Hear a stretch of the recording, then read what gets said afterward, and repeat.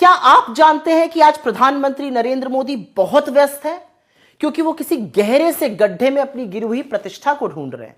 और ये मैं नहीं कह रही हूं, मोदी जी ने ही तो कहा था कि जैसे जैसे रुपया गिरता है प्रधानमंत्री की प्रतिष्ठा भी गिरती है। अब जब रुपया 90 के पार हो गया तो सोचिए कि इस गहरे कुएं में उनकी प्रतिष्ठा जाकर धंस गई होगी।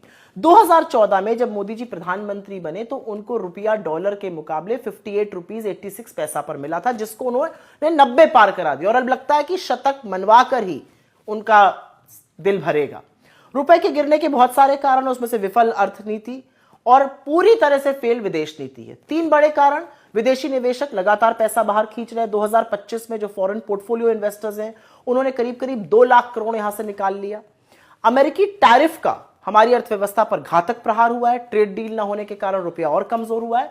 और एक बड़ा कारण है कि जो इंपोर्ट बिल लगातार बढ़ रहा है और जो ट्रेड डेफिसिट, जो व्यापार घाटा लगातार बढ़ता जा रहा है, उसके कारण भी रुपया कमजोर हो रहा है। लेकिन अब रुपए की चिंता नहीं की जाती। अब तो प्रधानमंत्री, उनकी सरकार, ढोंगी अर्थशास्त्री और चरण चुंबक मीडिया यह समझाने पर तुला हुआ है कि रुपए का असल में कमजोर होना अच्छा है। और ऐसा सभी करेंसीज के साथ हो रहा है। यह बिल्कुल झूठ है।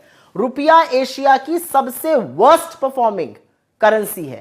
अप्रैल से अक्टूबर 2025 में इंपोर्ट बिल लगभग 650 बिलियन डॉलर का है, मतलब 58 लाख करोड़ रुपए, जो कि पिछले साल के मुकाबले 10% ज्यादा है। और ऐसा नहीं है कि आरबीआई ने कुछ किया नहीं। आरबीआई ने रुपए को मजबूत रखने के लिए करीब करीब 40 से 42 बिलियन डॉलर, करीब 4 लाख करोड़ रुपए खर्च किया, लेकिन उसका कोई असर नहीं हो रहा है।